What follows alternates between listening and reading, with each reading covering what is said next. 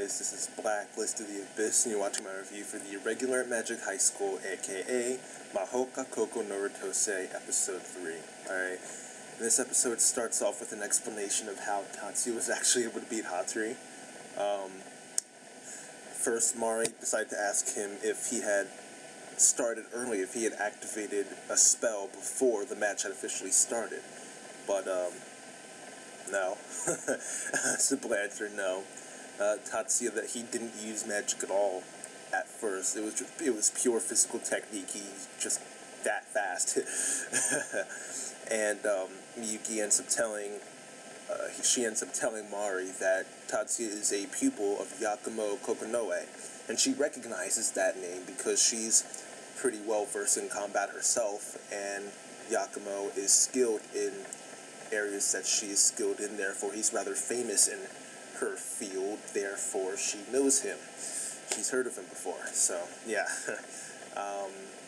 Then Mayumi hears about that, so she's like, oh, well, did you use ninjutsu in order to defeat Hatori? But he's like, no. Oh, no, she says that, she asks him if he used ninjutsu to defeat Hatori because she thought she saw him using scions.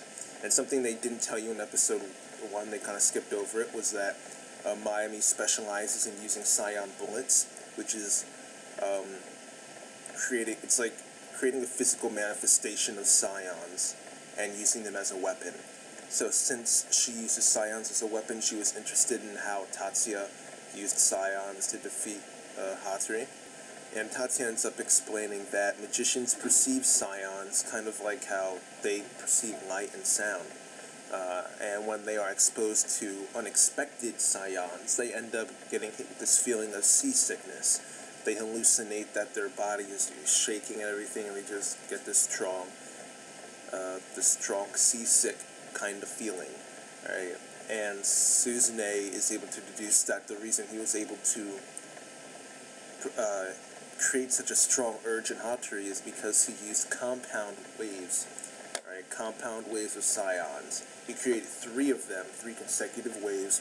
Each one had a different oscillation frequency, and he had all of them hit Hatori at the same time, just converge at the same place in order to create that big surge, right?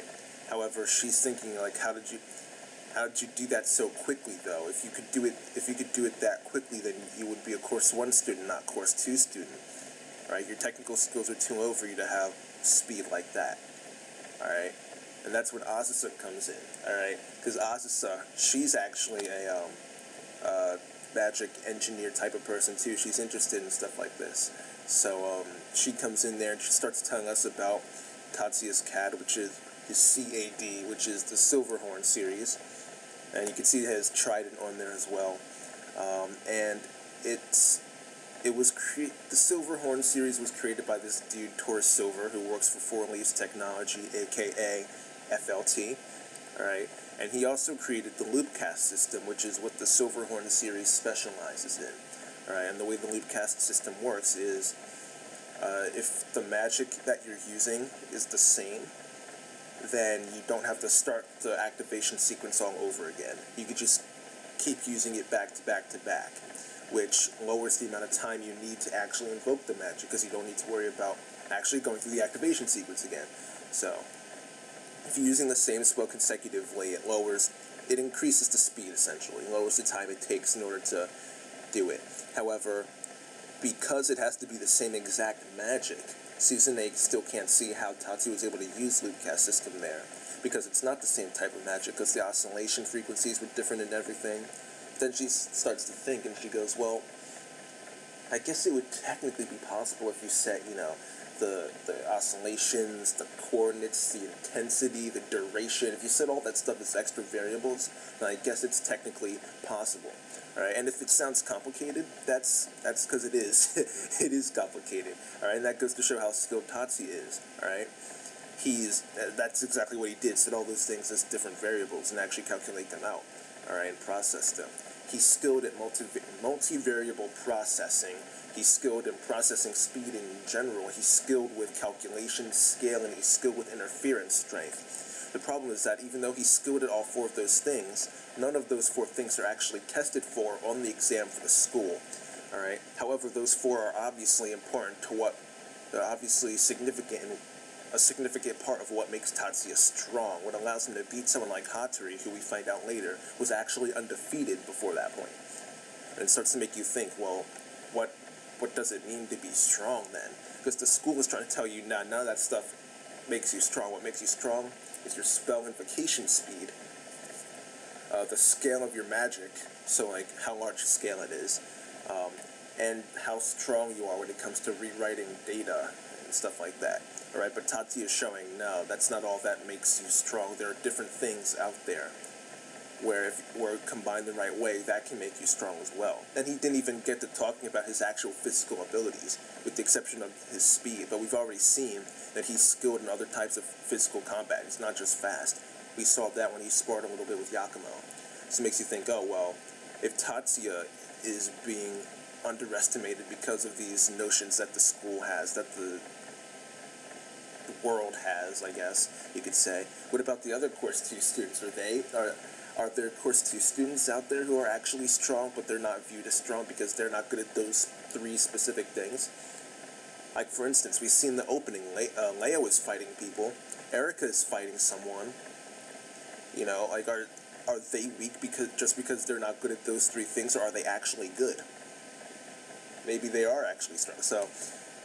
So it's kind of like making you question the system, right? So I like that. And Hatsuri got back up at one point too. He ignored Tatsuya because of his pride, but he did at least apologize to Miyuki, even though she wasn't the one who deserved to be apologized to, was Tatsuya, but whatever. Well, he needed to apologize to her too for like insulting her and stuff, but yeah. After all of that was said and done, Tatsuya and Mari went down to the headquarters of the Public Morals Committee room.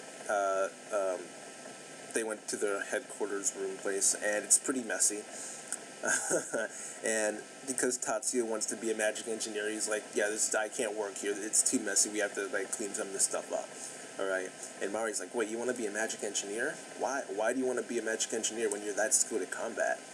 And he says, well, let's be honest here. If I was actually to go and do something involving combat, I'd be able to get at the highest level C license. And the way the licenses work, which they didn't explain either, is that the licenses go from A to E, and the higher level license you have, the better jobs you can get, and the better compensation you get.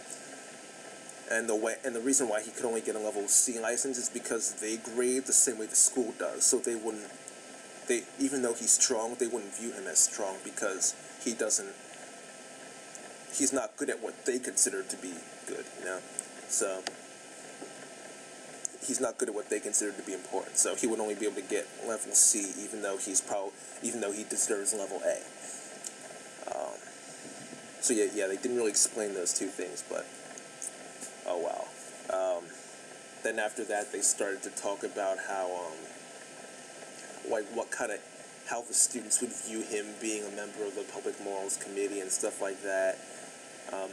He brought up Murasaki and his "I won't acknowledge you" treatment, which I thought was funny how he referred to it that way, because he's admitting that it's like a cliche thing that he's saying. Essentially, Murasaki. I mean, Tatsuya's admitting that what Murasaki said was like really cliche and stupid. Oh yeah, Mari said that Murasaki's actually in the committee as well. He was recommended by the faculty.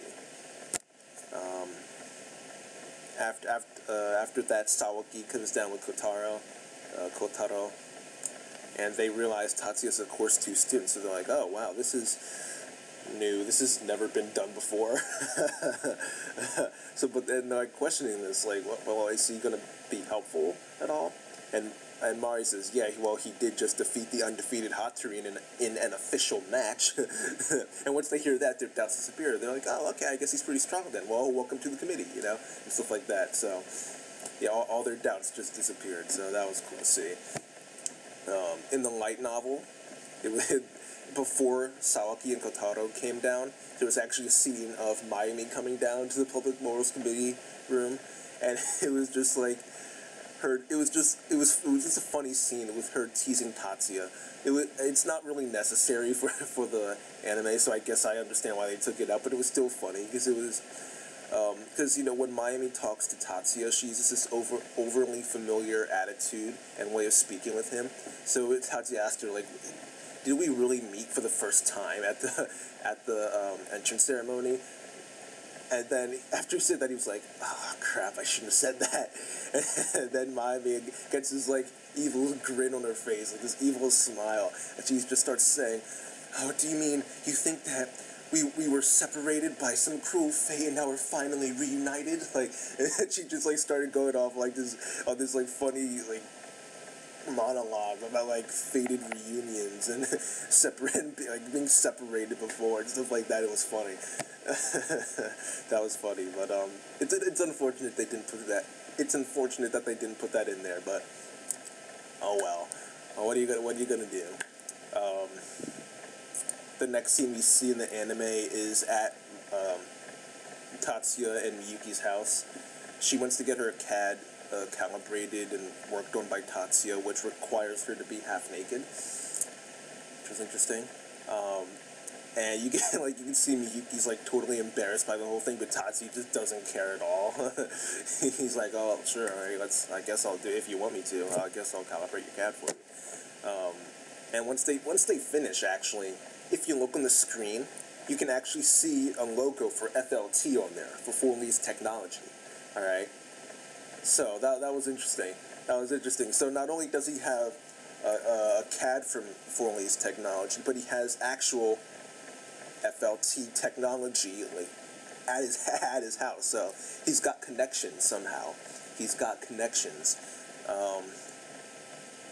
Which I'll give you a hint about later on, because there's a specific part of the light novel, or there's a scene right after this, actually. Right after this scene, there's a scene in the light novel that gives you a lot of hints towards a lot of different things, and they just didn't put it in the anime, which surprised me, because it was a lot of important information, so I'm surprised why they didn't put it in there. So I'll just read a little part of the scene to you at the end. Actually, no, forget, I'll just read it right now. Why not? Alright, so, wait, hold on, let me find it, because, alright, here we go. Alright, so essentially what's going on here is that, Miyuki is talking about Tatsuya and how people view her as a genius, but Tatsuya is like the real genius, and people don't give him credit for that. So this is just like an inner monologue on her part. She says that she talks about how he's in a different dimension for everyone else and that they can't comprehend that. And she says, those that hide their personal jealousy to flatter others, they couldn't possibly understand. True talent that towers over lesser mortals, that draws a terror that transcends jealousy. Not awe, but terror. The man who by all rights would be the father of these two siblings crumpled before that terror, and in the face of that terror he belittled and abused his own son. All this she was aware of. Her elder brother believed she remained ignorant, thus she pretended not to know. Father, that man to this day still sought to belittle her elder brother's talent, to give him a false sense of defeatism, seeking to pinion the wings of his spirit and ambition. All this she knew. How comical. He originally sought to imprison her elder brother, only to find himself crushed by the fact that his son's talent far exceeded his own. That son obtained the resources he needed to barter for his freedom. Their father could only watch that one last binding and was forced to let go. The only thing that man could do was adopt that phony title and collect the hollow praises of the masses. Right, so that's a little hint about what their father's occupation is. He has a phony title of some sort. Then the narration goes on to say, blah, blah, blah. Her chest throbbed and she couldn't sleep. Uneasiness pervaded, sleep remained elusive. This must be love, but that can't be the passion of romantic love, and it couldn't be the affection of romantic love, because that person was her elder brother by blood, from that moment 3 years ago, when she first heard of their relation. Since being saved by that person and knowing the truth that day 3 years ago, I have worked hard towards being a worthy little sister to that person. I've always had this dream that one day I would be able to help that person just as he helped me. I want to become the one person that that person can depend on. That was how I rationalized it. From that person, I demand nothing, because this life that should have faded away into oblivion was saved by that person. Even though right now I am only the shackles that bind that person in place, one day I want to be the key that liberates him. I want to be the person who can be of help to him. Alright, so that's like, that's a lot. That's a lot that they should. I don't. That's a lot of information. A lot of important information. So I don't really know why they decided to skip over that. But they did for some reason. So there you go. I don't consider it a spoiler at all because the author Tsutomu Sato put it in the light novel at this point in time, which means he meant for you to know it at this point in time. So that's why I don't consider it a spoiler to tell you all that right now. But yeah, back to the episode. Miyuki's embarrassed, but Tatsuya doesn't really care at all, and Miyuki kind of gets annoyed by that.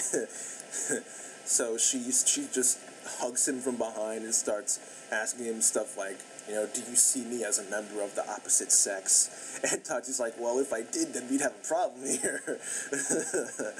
So then Miyuki starts to ask him about Mayumi and Mari and whether he's attracted to them. And then she accuses him of having like perverted thoughts about them. So then she attacks him with magic, and he gets knocked out. But then he does a self-repair spell. And then he wakes up. So that's one of Tatsuya's secrets, alright? He has a ton of secrets, but that's one of them. Alright, so we're getting a look into what one of his secrets are. We don't know the extent to what... We don't know how much this ability can help him. We don't know the extent to which that ability can self-repair him, but at the very least it can help him recover faster from losing unconsciousness. So, losing unconsciousness. That made no sense. Losing consciousness. There we go. Added a couple extra letters there. Alright, but, yeah. The next day, the Public Morals Committee, they have to go out on patrol because it's club recruitment week. So all these clubs are trying to recruit first years, and since some clubs use magic, the students have to be allowed to use magic in order to accurately show what the club is about. However, some students get out of hand and they start fights with magic, so that's why the Public Morals Committee is needed.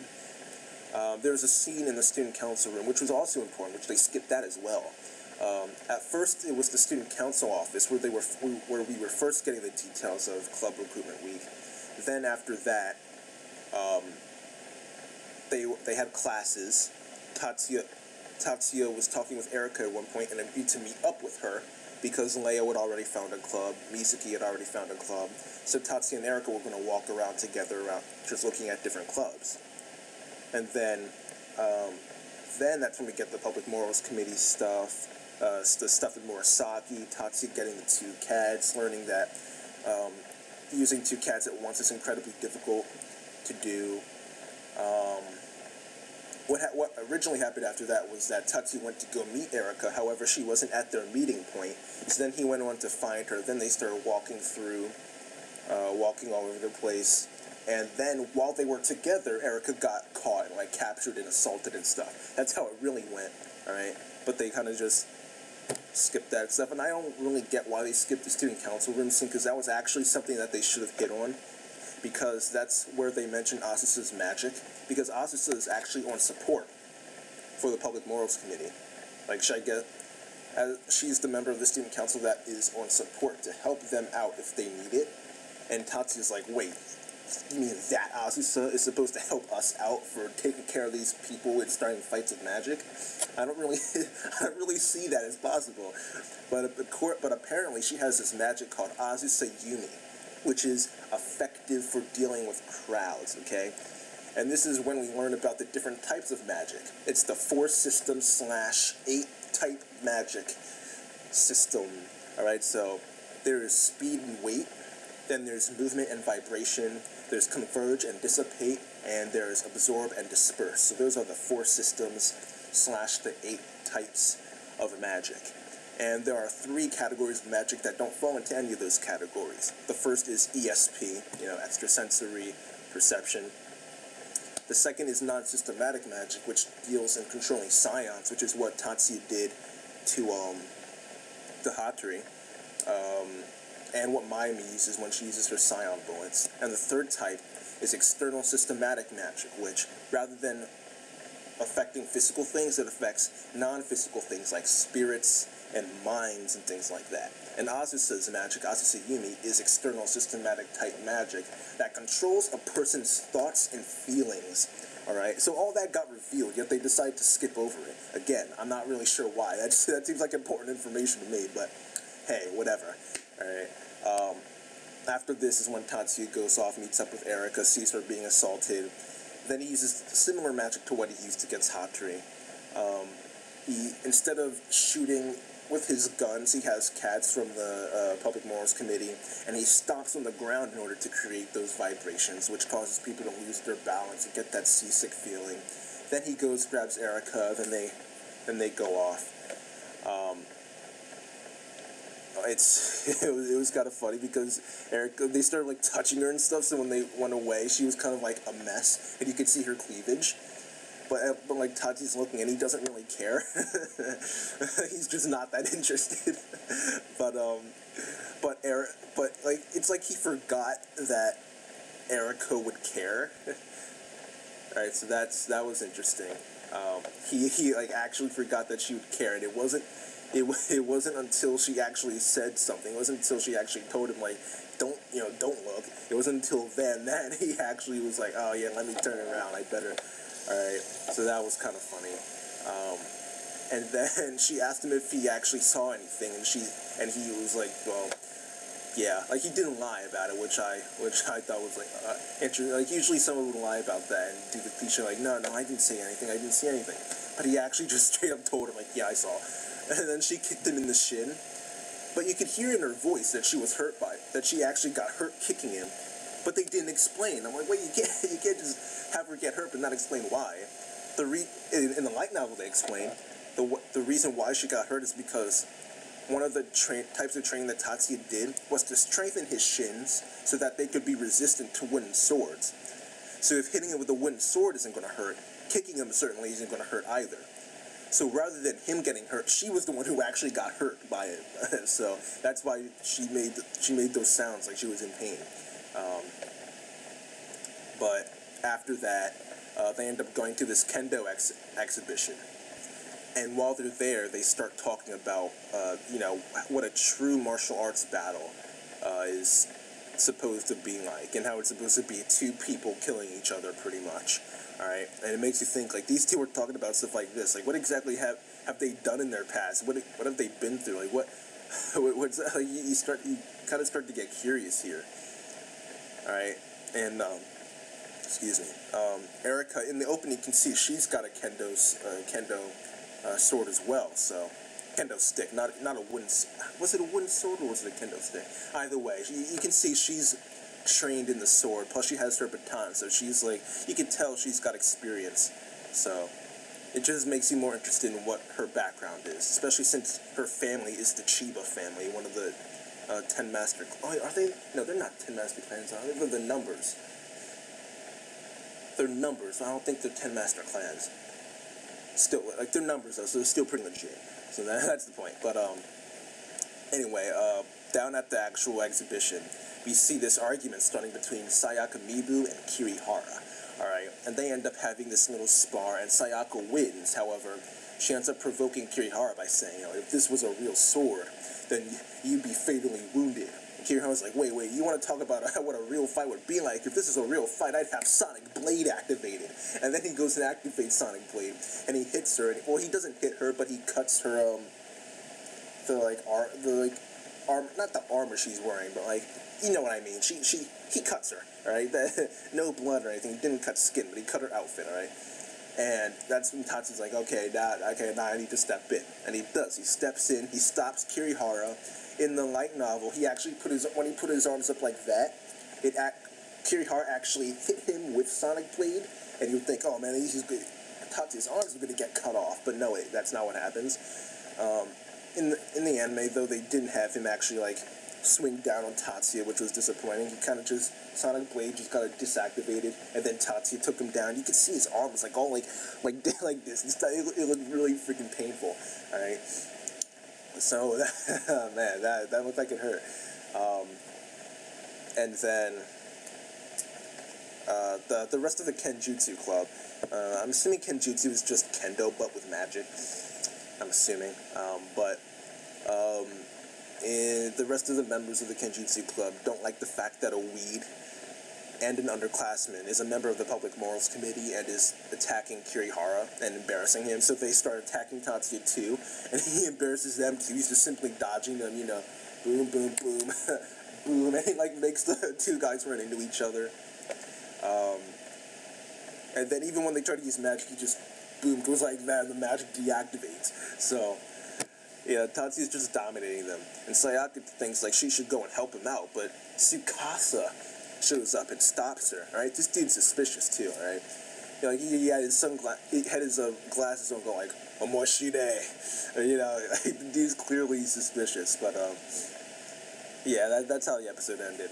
And, this episode, it skipped over a lot of stuff, but the stuff that they actually put in there was good as well. We got the explanation of what Tatsuya did to defeat Hatori. We got the stuff with Miyuki and Tatsuya and, like, learning one of his secrets, kind of learning one of his secrets. We got the start of the recruitment week. We saw Tatsuya in action a couple different times, so I'll say this was a good episode. And I'll give it an 8 out of 10. I just wish they had put more information in it. I just wish they didn't skip over as much stuff, but I can understand why, because they finished the first volume of the light novels with this episode, which means they're on pace to finish the second volume and the arc in episode 6. So then they'll get started with the 9 schools competition. I was actually looking through the light novels, trying to figure out how many episodes it would take to finish each arc, and the current arc right now, the enrollment arc, that was, I looked at, like, the full volume's length in terms of, like, pages, and it was 303 pages. So it takes 303 pages are about 6 episodes, and the 9 schools competition was like 509. So it's going to take almost double the amount of time to do the 9 schools competition. Maybe even, it might even be exactly double if they skip less things. So I'm imagining that's going to be over at around, like, episode 15 or 16, maybe 14. And if that's the case, then they're definitely doing the Tatsuya Miyuki flashbacks, which will probably take around 3 episodes max. Which still leaves a little bit of time left, so they might try to rush the Yokohama disturbance arc, or they'll add in some volume 5 stuff. Which is, like, I thought they would do that stuff as OVAs, but some of it is actually relevant to the plot, like, new student council election, student president elections, and things like that. So some of it's actually important to the plot, so they might add that in there and not do them all as OVAs, but yeah, it's, I don't know. I've given up on trying to figure out what kind of things they're going to cover, so all I know is that we're getting the 9 schools competition, at least, so, and the, reminiscence arc, which is the flashback, but wow, this video is going on for way too long, Jesus Christ. I was going to put my reaction at the end, but I might just upload it separate. Yeah, I'll upload it separately, because that'll just make the video way too long, but, yeah, that's it, you guys. This episode gets an 8 out of 10. And, yeah, that's it. Look forward to more regular Magic High School greatness, because, again, it's only going to get better from here. Seriously. So, yeah, that's it, you guys. Rate, comment, subscribe, and I'll see you guys next time.